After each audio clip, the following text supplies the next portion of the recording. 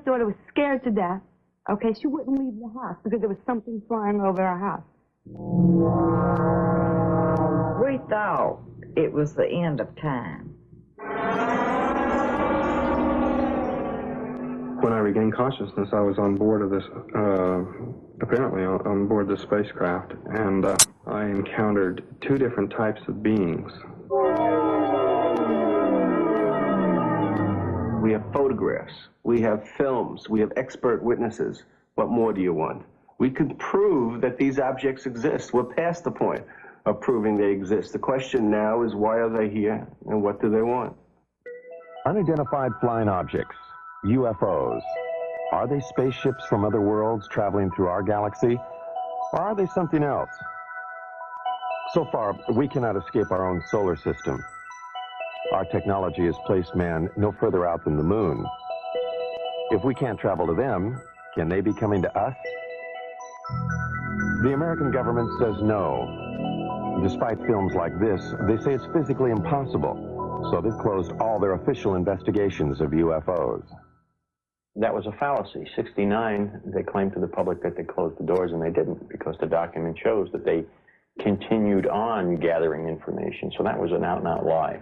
Under the Freedom of Information Act, some Americans petitioned the government for the release of top-secret UFO documents. These documents, they claim, suggest a cover-up, a cosmic Watergate. All we want to know is what's going on. We want the government to tell us the truth.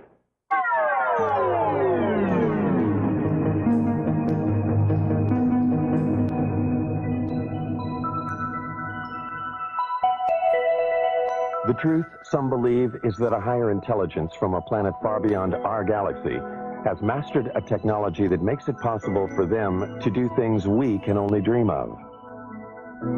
They believe that these beings are penetrating the galactic mist that shrouds and protects our planet. Some believe that these extraterrestrials' technology is so advanced that they might even have visited us long before the birth of Christ. Are there secret messages carved in the stones of the pyramids of Egypt? Messages that tell us of the mysterious voyages of ancient astronauts? On the pyramids of Egypt and Mexico and in primitive cave drawings all over the world, there are carvings and images that many describe as being of intergalactic travelers dressed in spacesuits and helmets.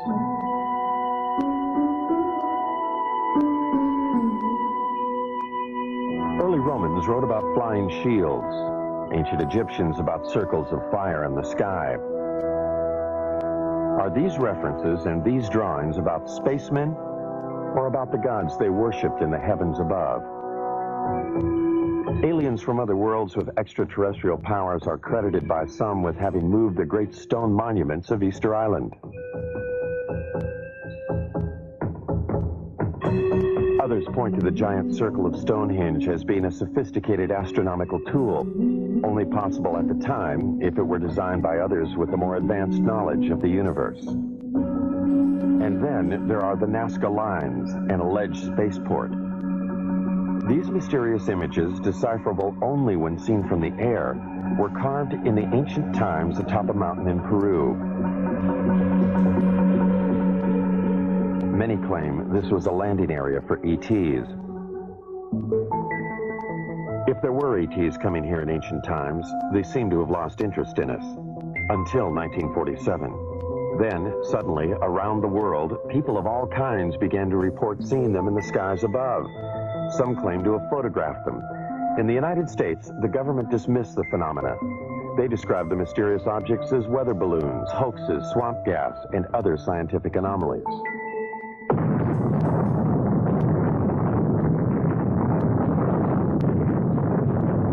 World War II had just ended. A new age had begun at the Alamogordo Flats of New Mexico. The atomic bomb had unleashed an energy that some believed would take us beyond the stars. Reason enough, some say, for those higher intelligences who dwell in other worlds to return for a second look at us Earthlings. They would have to look beyond the shadows of our mushroom clouds. They would need to know what our universal intentions were. In the years after the war, Navy and Air Force pilots regularly reported sightings of UFOs. Repeatedly, these sightings were dismissed by the military. One pilot, Captain Thomas Mantell, radioed he was pursuing a UFO. The saucer-shaped craft, he said, was moving at speeds unknown to man. He pursued the craft until his own plane exploded in midair. The Navy investigated the crash and attributed the explosion to the pilots pushing his plane too high and too fast. Others said Mantell was a casualty of an extraterrestrial attack. UFO proponents charged a government cover-up, the first, they say, of many. UFO investigators allege that the government cover-up went into high gear with the Roswell, New Mexico incident in July 1947. Roswell was the site of an Army Air Force base 118 miles from the atomic testing grounds at Alamogordo and only 220 miles from Los Alamos, birthplace of the atomic bomb. On July 2nd, this rancher, Mac Brazel, saw something crash in a field outside town. Brazel died in 1963, having kept a pledge to the Air Force to keep secret the story of what really happened in this field. Brazel talked to only one person about those events, his son, Bill, now 60 years old. He told him that whatever crashed here was something he could not identify. According to my dad, there was a bad thunderstorm the night before. The next day he was out on the ranch and he found this debris. And he picked it all up in his pickup and was talking to people, and of course there was some talk about UFOs. He was going to Roswell, and as far as I know, he got in touch with the Sheriff's Department. They in turn called the Air Force. Then the Air Force got with Dad and swore him to secrecy, and they came out to the ranch and picked up this debris. Major Jesse Marcel, the chief intelligence officer at the base, was assigned the task of collecting the debris from the crash site. His selection for the job, UFO proponents say, is proof that the Air Force knew from the start that... With my knife. I found one piece of what looked like metal anyway. It was not flexible, but it was as thin as a foil of a pack of cigarettes. It was that thin. One of my boys told me, there's something unusual here. He said, I tried to make a dent in this metal. And he says, you can't bend it. You can't make a mark on it. He says, I took a sledgehammer and whammed it. I put it on the ground and whammed it. The sledgehammer bounced off of it. When Major Marcel reported his findings to officials back at the base, they issued a startling press release. They had a flying saucer. The next day, Major Marcel was assigned to take the remains of the crashed objects to Wright Field in Ohio for further examination. However, the plane landed at Carswell Air Force Base in Fort Worth, Texas. General Alfred Ramey took one piece of the object off the plane and called a press conference.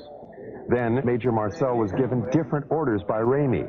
He was not to continue on to Wright Field. He told me not to say anything. He says, I'll handle it from now on.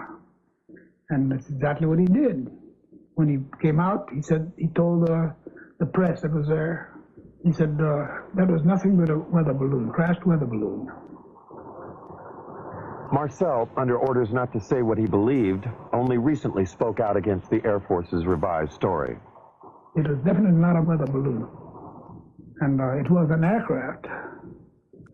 So what it could have been, I wouldn't know. I still don't know.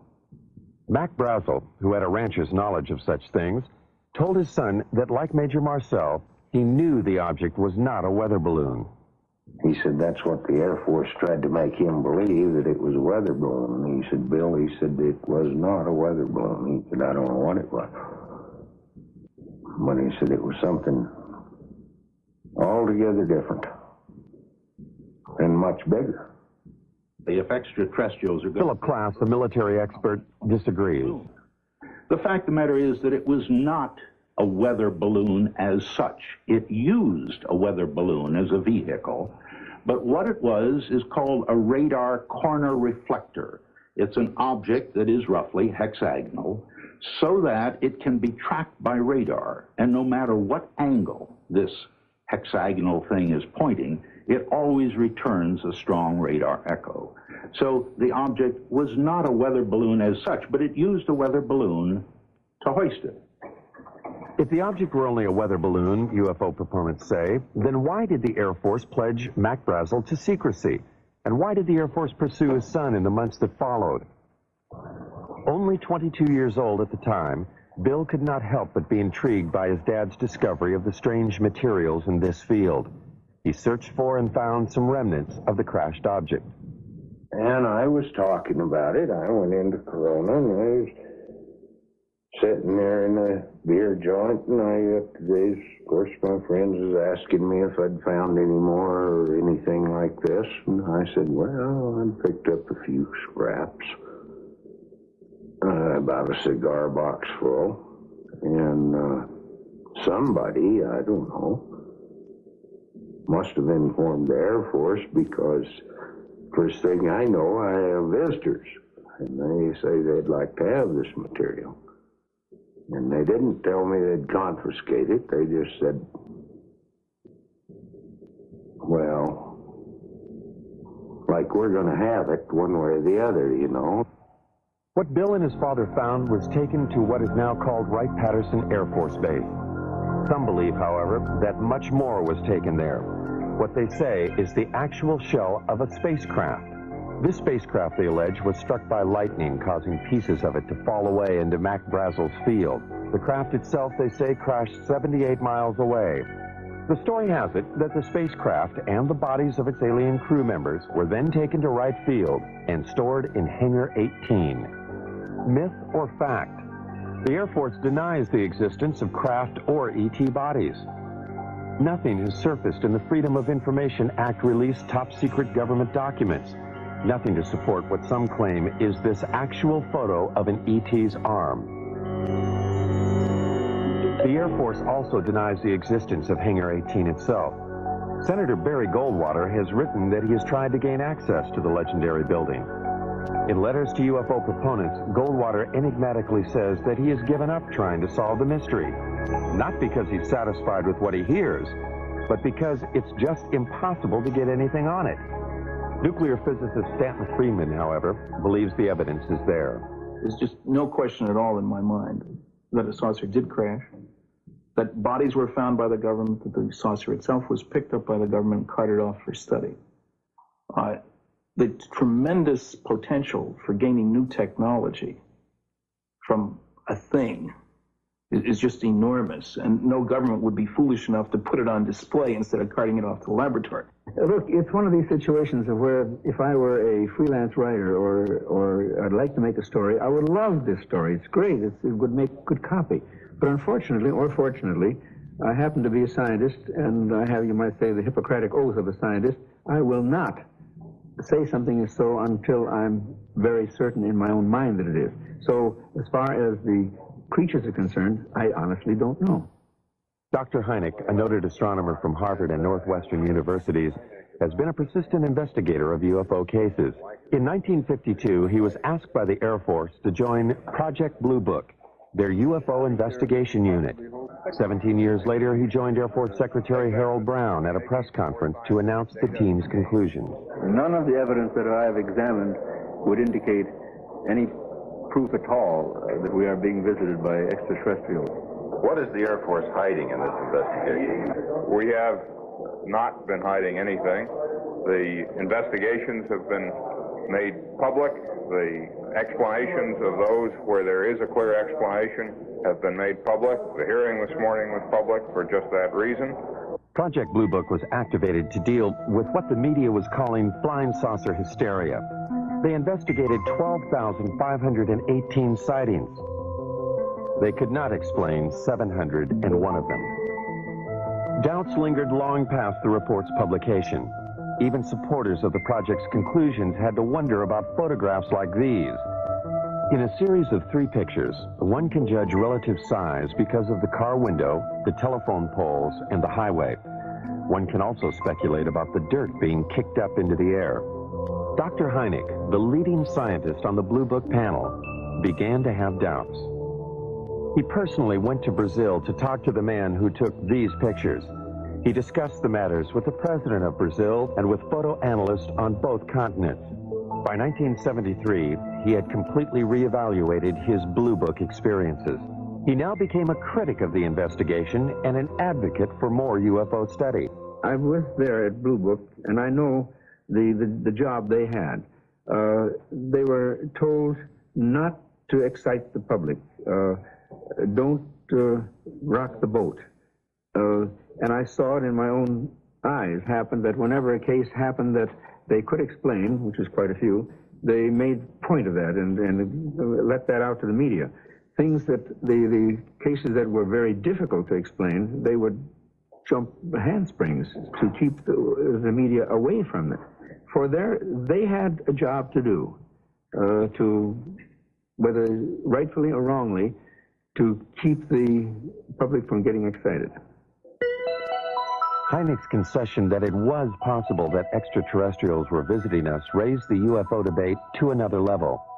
A major establishment astronomer and a man trusted by the Air Force was now saying that intergalactic spacecraft could be traveling through our solar system. His pronouncements caused scientists who might otherwise have stayed out of the UFO debate to enter it. They called Hynek's proposition fantasy.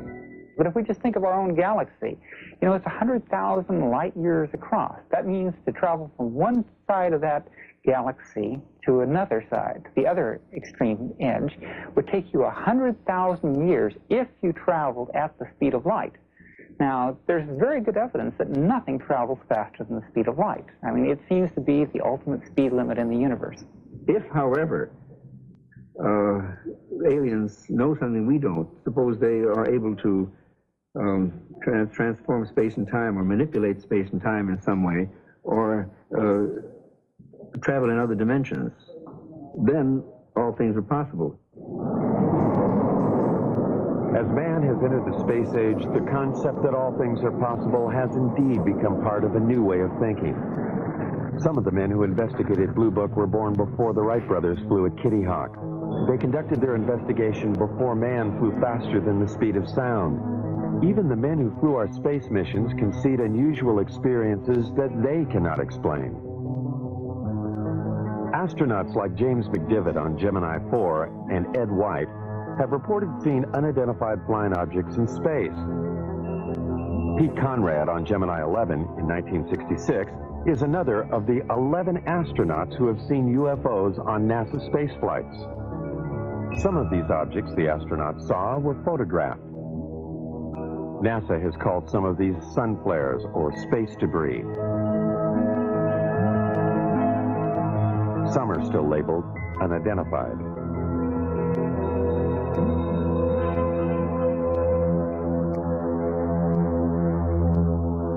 Astronaut Gordon Cooper was so impressed with an unidentified flying object he saw that he wrote about it to a special United Nations commission studying the phenomena. He wrote, "I believe these extraterrestrial vehicles and their crews are visiting this planet from other planets, which obviously are a lot more technically advanced than we are here on Earth."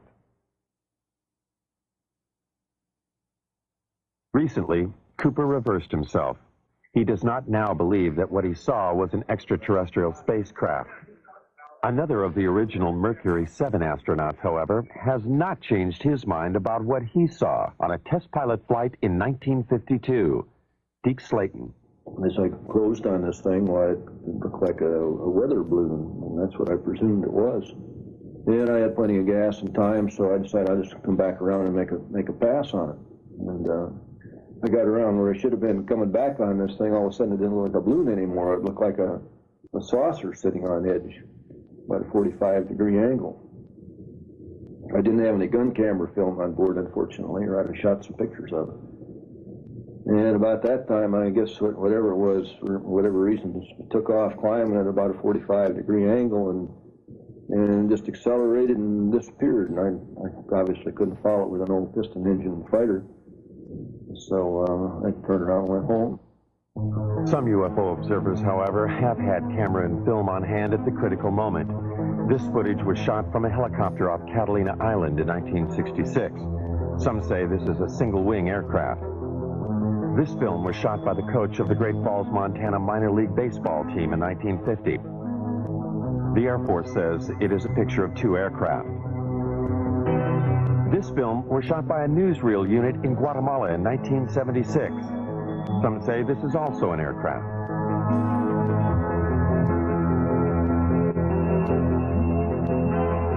This film was taken by a Navy cameraman on vacation in Tremonton, Utah in 1952. The Air Force speculates that these are seagulls.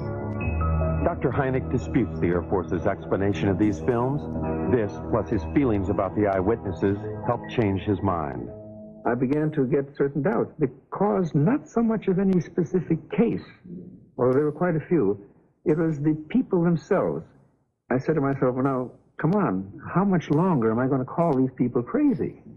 And when I changed my glasses, you might say, a little bit, and took a view that maybe these people aren't crazy, and began to realize what sort of people they were, the people who would be accepted in any court of law as a witness, let's say, good, solid people, I said to myself, well, the time has come to maybe change my attitude. It was Hynek who coined the expressions close encounters of the first, second, and third kinds. A close encounter of the first kind is one that centers upon a visual sighting. Hynek investigated first-kind encounters in 1983 in New York State.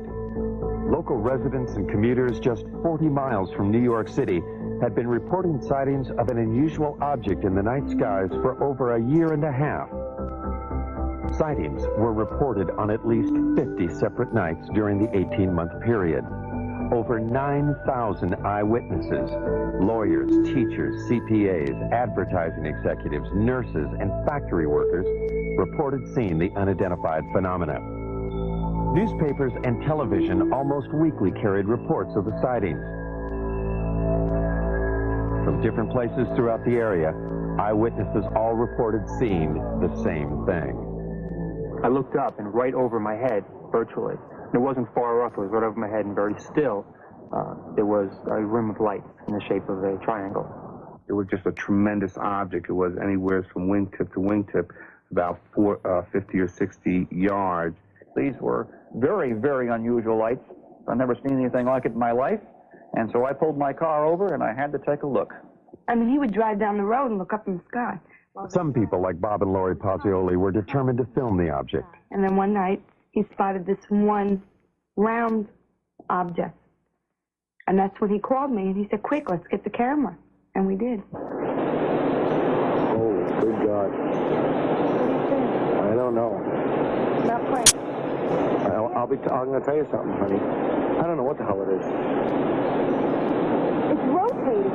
Bob and Lori photographed this unidentified flying object near their home in Brewster, New York. Bob is a vice president in a Manhattan computer firm. Some of their friends and Lori's parents thought they were crazy, despite this photographic evidence. Yeah, it's turning very, very slowly.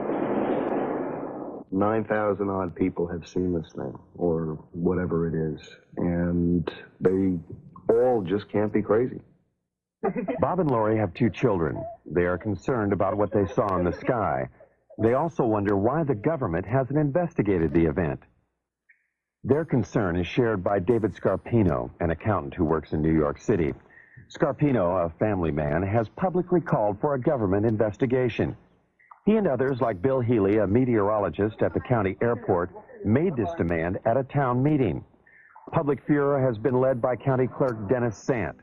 Sant feels that a government investigation is indicated by the fact that eyewitnesses have all reported seeing the same thing. You know, the movement was almost like a probing movement. It was very slow, and it stopped periodically and stationary, where it just came to a standstill, and then it would move to another position, and the movement from one position to another was just extremely slow. Now, the speed at which it was going at that point was very slow, because I had to walk at a very slow, deliberate gait to keep up with the light. Every step I took, it moved a little bit. It moved in a very straight line, very slowly. There was absolutely no noise. When I walked away from it, at that point, it started to rotate virtually. almost as it was on an axis. It didn't make a big loop. It just rotated. It appeared, as I said, to rotate in the sky, change lights. Aircraft, I don't care how well precise you want to be in flying those suckers, you're not going to be able to make them move 90 degrees. All right, this thing did apparently rotate. You can't do that with aircraft. Could it have been an aircraft or many smaller light planes flying in formation? The media attention given the sightings prompted 6 pilots at a local airport to try to prove that it could be just that. Amused by the idea of UFOs, the pilots planned and flew at least 18 daring nighttime missions, flying in formation, sometimes without lights.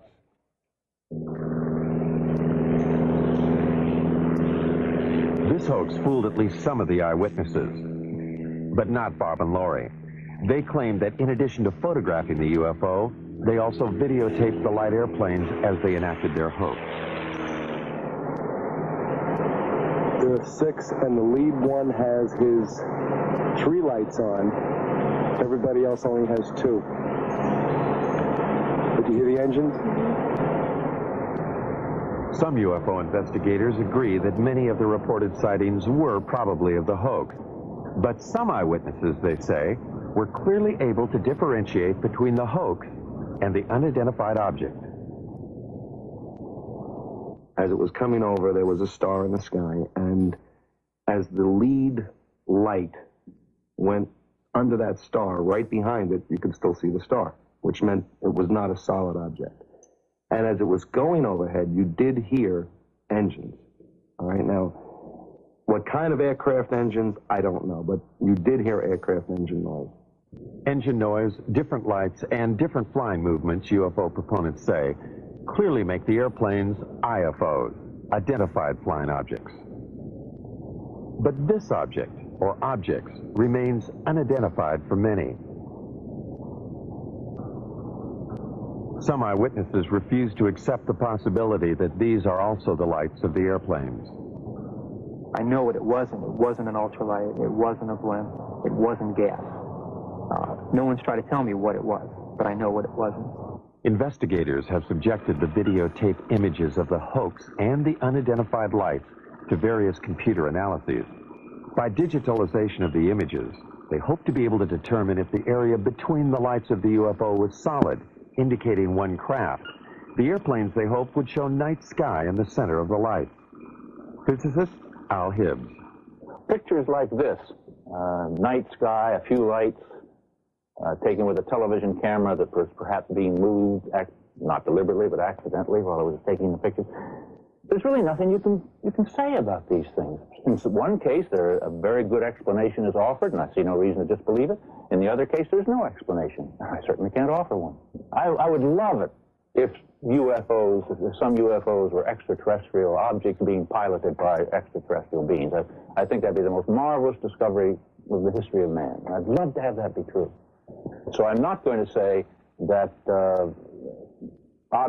foreign objects, artifacts made by intelligent creatures in the solar system, I'm not going to say that's preposterous. I'm going to say it is so unusual, so immensely important, that I'm not going to assign anything like any sightings like this to that phenomenon without a lot more data. Insufficient data, the object remains unidentified. For government officials, therefore, it is of no consequence. But for the New York eyewitnesses, the question of what it is remains. They find the government's apparent lack of interest puzzling.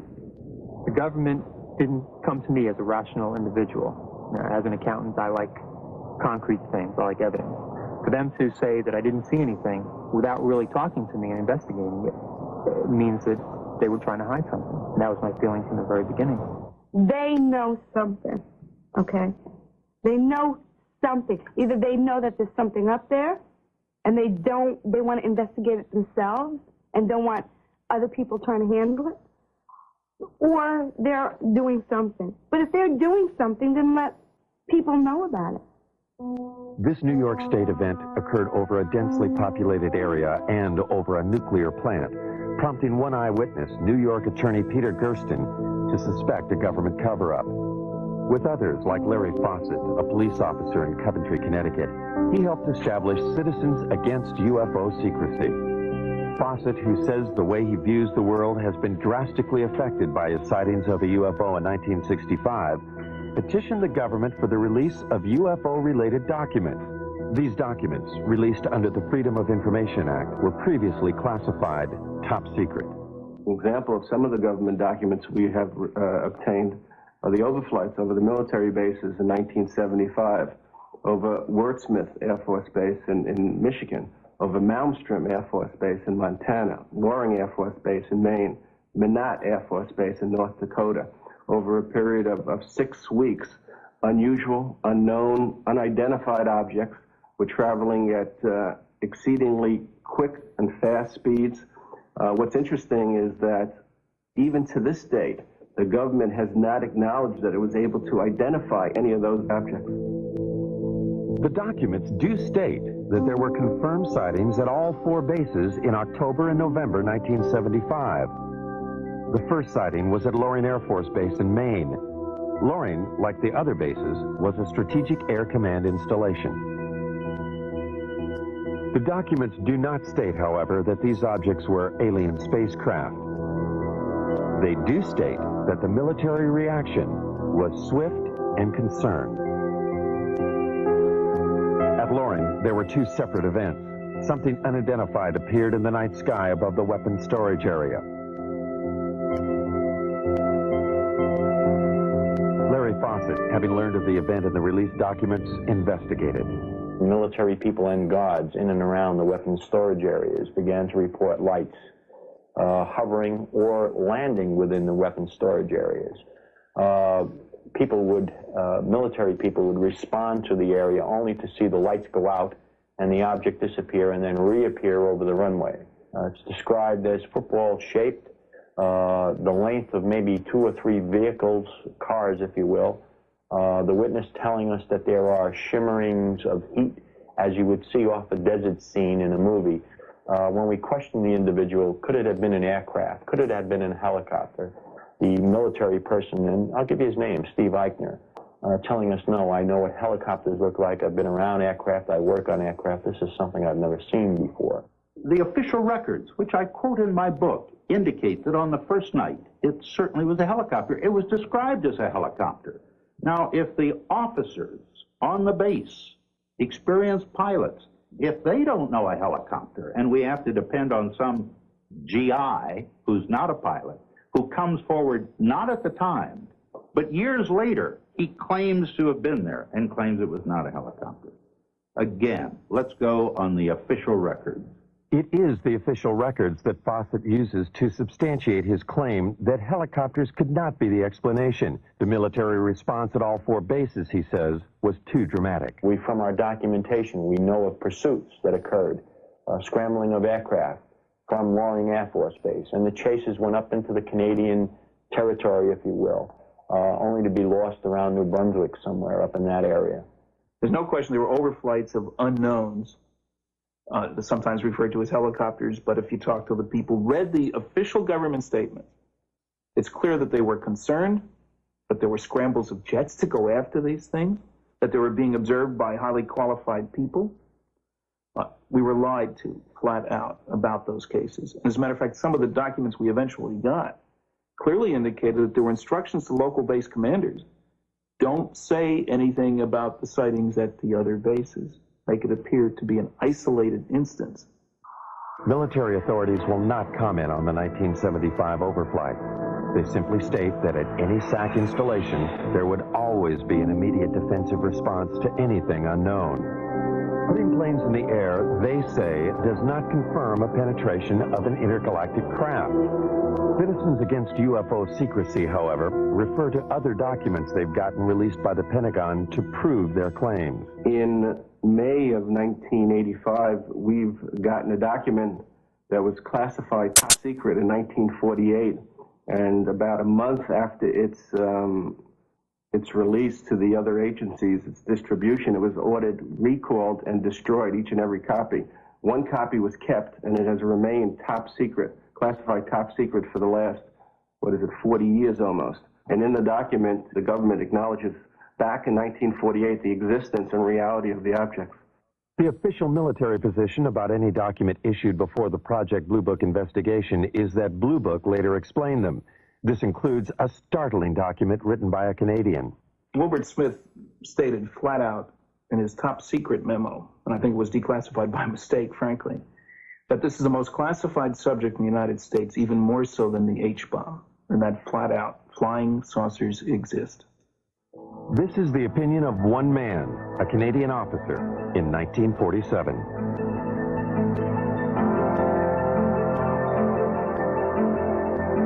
For proof that flying saucers do exist, some critics demand more than just the accounts of those who have had close encounters of the first kind, visual sightings.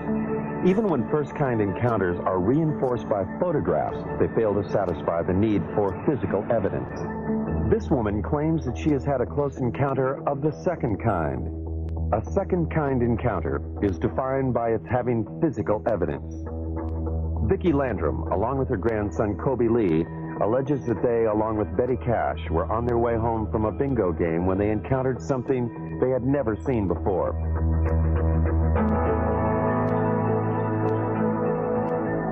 The alleged event took place on December 28, 1980. Vicki and Colby were driving in Betty's car on Highway 1485, 30 miles from the Houston airport, and only 37 miles from NASA's American Space Headquarters.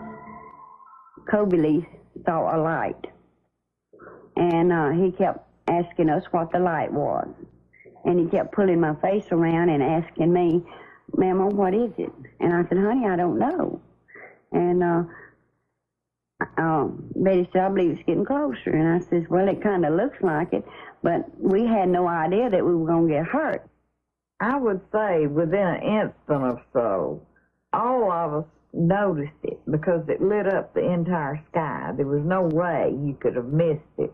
It looked like the woods were being set on fire. And inside the car, it was so hot till my handprint is yet on the dashboard of Betty's car. They got out on their side of the car. I stepped out on mine. I stood behind the car door for just a second or so, and I walked toward the front of the automobile. I stood there for just a short time, I don't know how long, trying to see what I could figure this object out to be. It was diamond-shaped. It didn't mean it was sharp up here and sharp down here. It was kind of round, and the fire come out the bottom of it. But here was this huge object and flames shooting from it. And they weren't just small flames. They were gushing from it. And Kobe was hanging on to me. And he was trying to get, he started pulling away from me, and I pushed him back in the car, and I got inside the car and put my arm around him and hugged him up real close to me. We thought it was the end of time. I says, Kobe, don't be afraid. I said, if you see a man, it'll be Jesus. And I said, he'll come to carry us to a better place. He will not hurt you. It was just burning. It was just too much heat. I could not tolerate it. So Vicki screamed and begged for me to get back in the car. Well, I did, but I had to use the end of my leather jacket in order to open my car door to get back in. That's just how hot it was. And when the object lifted and slowly moved over to the right of us, her and Kobe saw some helicopters.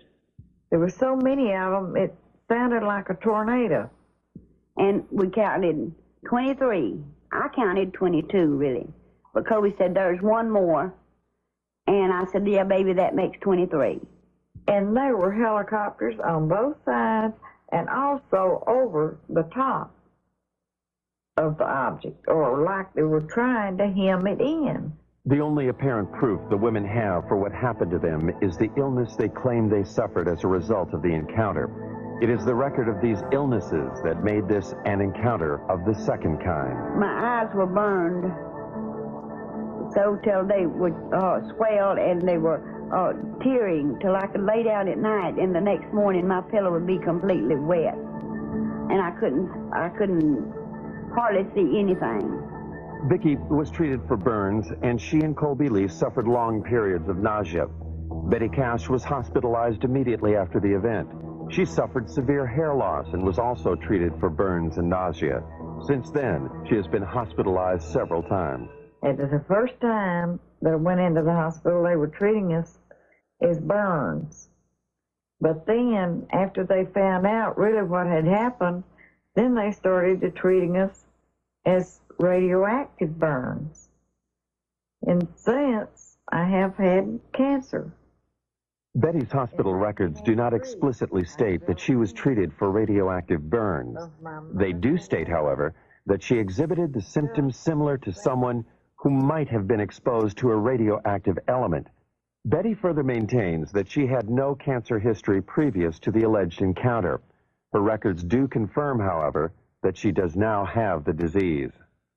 No, I'm not well, by no means. I wish, I pray, that I could be. With the help of Peter Gersten, the New York attorney for Citizens Against UFO Secrecy, the two women have sued the government to find out what it was they encountered that night. Was it a UFO, or an American weapon gone awry, or something else? I believe the story is a hoax. There is absolutely no evidence. The women's story is supported only by the claim of Betty Cash that she had serious health problems after the alleged incident. From my review of the Cash Landrum case, I would say that there's no question that an event took place, that those people were near something that was emitting radiation. I don't think it was an alien spacecraft, frankly. I think it was a nuclear-powered aircraft.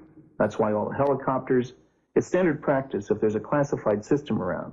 There are guys ready to go there to keep somebody else from getting that should it crash. The facts are that the U.S. Defense Department investigated. They could not locate 22 twin-rotor helicopters that could possibly have been flying in that area. And in fact, as Colonel Saran, who made the investigation, told me, he said, Phil, this occurred over the Christmas, New Year's holiday. He said, you couldn't get that many helicopters. You couldn't get a military operation into the air over the Christmas, New Year's holiday unless the nation was at war. The object was there. It existed. There's no question about that. What's interesting is that for the first time, the government has suggested that it wasn't theirs, that it was possibly a true UFO. And nowhere has the government ever admitted, other than this basic document that we've gotten from 1948, that UFOs exist. I love this country and for all it stands for, but I wish they would tell us the truth. If extraterrestrials are coming here, what do they want? Are they coming here just to observe us, or are they making actual contact with some of us? Contact with an alien is what Dr. Hynek calls, and what Steven Spielberg has celebrated in the movies, as a close encounter of the third kind. Charlie Hickson says he's had such an encounter. These things, evidently, they're coming from another world somewhere. I don't know what message they have for us or what they intend to help us, but certainly they're not going to harm us because they didn't harm me. Charlie Hickson's alleged abduction aboard a UFO in 1973 followed the story of Betty and Barney Hill's abduction in Exeter, New Hampshire in 1961. A most recent claim of a close encounter of the third kind occurred not in the backwaters of Mississippi, but in the heart of New York City. Rosemary Osnato. Suddenly I hesitated, or I couldn't seem to put the key in the door. And I just turned around and wanted to go up to the roof. And this seemed rather odd because you just don't do that in New York. You don't go up on the roof at 1 o'clock in the morning. It's just not something you do. And yet I was doing it. And it seemed to be a very bright light that was shining in the hallway. And I thought this was moonlight at first, you know, and apparently it wasn't moonlight because when I got up there, there was a very bright light up on the roof. And then it went out for a few seconds. And then it came back on again. And I was just lifted, physically lifted, in that beam of light. When I got into the craft, I was led by a group of, I guess, more than one, group of grayish-skinned, small men or women, I don't know what they were, but large eyes, thin, frail, and they communicated telepathically. 19-year-old Travis Walton of Snowflake, Arizona, claims he encountered similar aliens in 1975. Walton was, in his words, zapped by a blue light when the spaceship appeared when he was working in the forest. When I regained consciousness, I was on board of this, apparently on board the spacecraft, and I encountered two different types of beings. The first type of creature I saw was about 5 feet tall. They were very white-looking. Their skin was very pale, and they didn't have any hair on their heads, and they had enormous eyes. There was a type of being there that, you know, anyone else would consider to be look very human-like. Walton was found on a roadside 5 days after he disappeared from the forest. He could, however, recall only what seemed like an hour of time passed. Time, he claims, he spent aboard an alien spacecraft. Now 29, he reflects on that experience. I lost my job. The effects were quite negative. You know, time lost. You know, it's a very disturbing thing in my life. A lot of negative publicity, really. You know, this is a kind of a stigmatizing thing for people to, consider you. A certain percentage of people think that you're wacko. What Travis Walton and others claim they have experienced has, according to some, now been validated by government documents. About to join the literature of third-kind encounters is the startling tale of an alleged landing of a spacecraft outside an American Air Force base in Rendlesham, England. The American military admits they are still withholding 6 documents. In the Bentwaters case, we have an eyewitness, which is rare. We have an audio tape made at the time of the actual event. We have a government document which corroborates the existence of the incident. The government has no reason to withhold the information. The UFO is said to have crashed in the Rendlesham Forest in an area 2 miles from the American military installation. Released Air Force documents confirm that military personnel were dispatched to the site on the first night. They reported seeing the lights of the mysterious craft. On the second night, after Geiger counter readings indicated increased radioactivity in the area where it seems something could have landed, the commanding officer of the base, Colonel Charles Halt, along with several officers and enlisted men, also reported seeing the UFO. Halt wrote this document reporting the sighting. It clearly indicated the presence of a strange glowing light that illuminated the entire forest. It tells of pulsating red and blue lights and of the objects disappearing.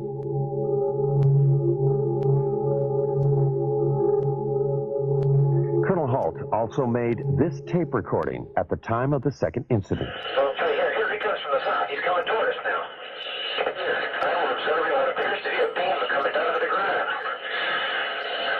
This is unreal. What Colonel Halt was describing that night, some believe, was the pulsating light emanating from a lighthouse 5 miles away. Those who believe that it could not have been the lighthouse quickly point out that Halt's report indicates lights of different colors. Critics respond that pulsating lights can play tricks, create illusions. And the light comes in at you at a roughly tree level. And it turns and it rotates, so it's flashing on and off.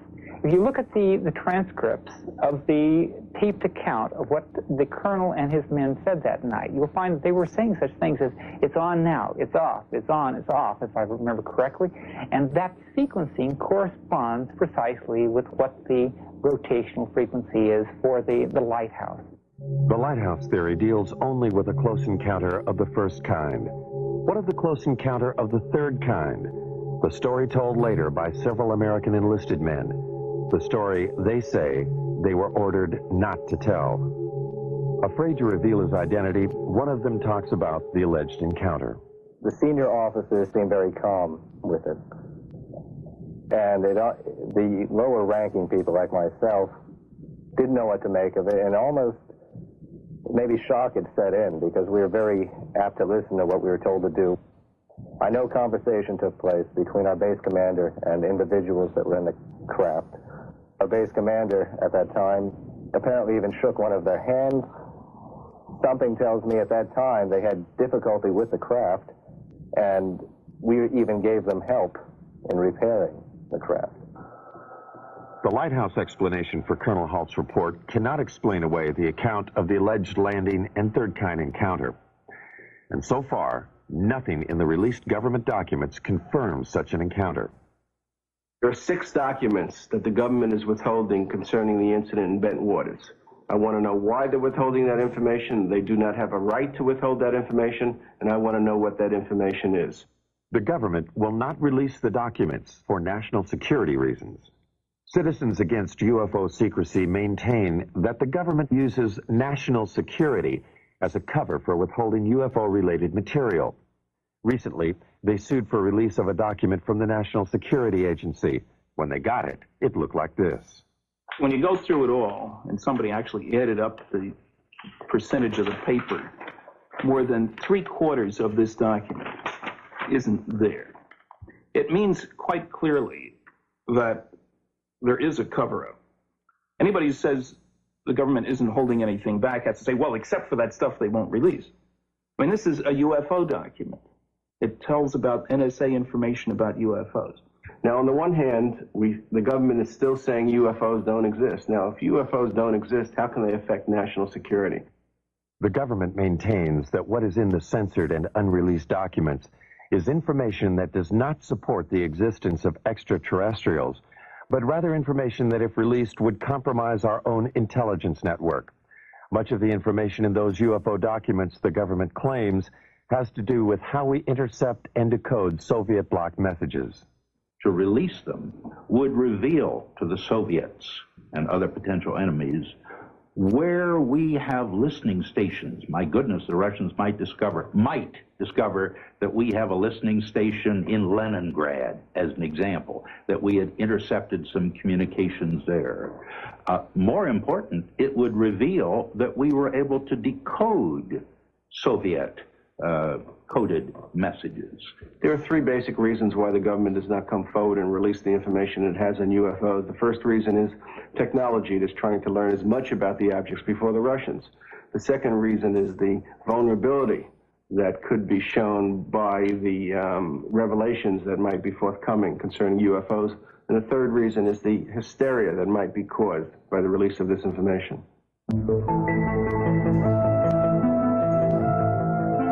Are these spaceships from other worlds?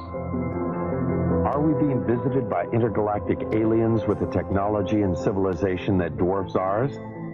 Most scientists say no, they are not, because they cannot. UFO proponents say they are, that our myopia prevents us from seeing life elsewhere as being different from ours. I think one should also point out, as Arthur C. Clarke has said, that when we look for life elsewhere, we should not look only for life as we know, but life as we don't know. And he went so far as to say we should even look for life as we can't understand it.